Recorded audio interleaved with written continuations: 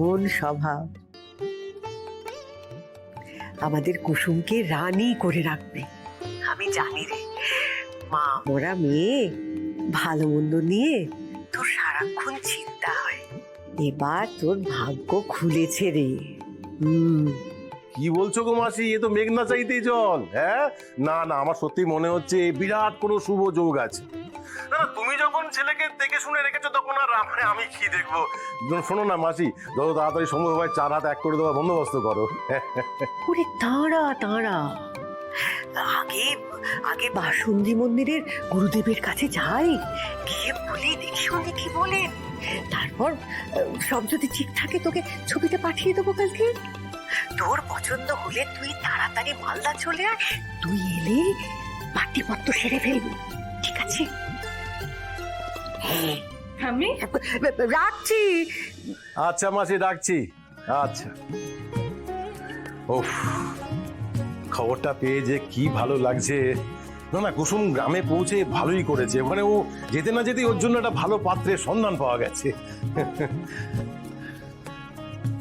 ঠাকুর ঠাকুর, তুমি এইভাবেই আমার মেয়েটার পাশে সবসময় থেকো, ওর জন্য পৃথিবীর সমস্ত সুখ উজাড় করে দিও।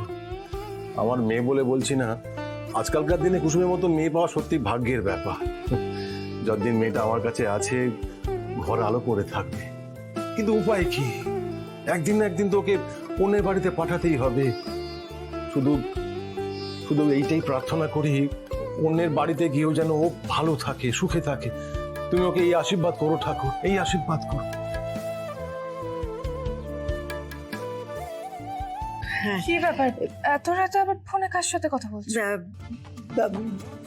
ব্যাংক ব্যাংক থেকে ফোন করেছিল, দেখ না। এত রাতে? হ্যাঁ, এত জ্বালায় যে কি বলবো।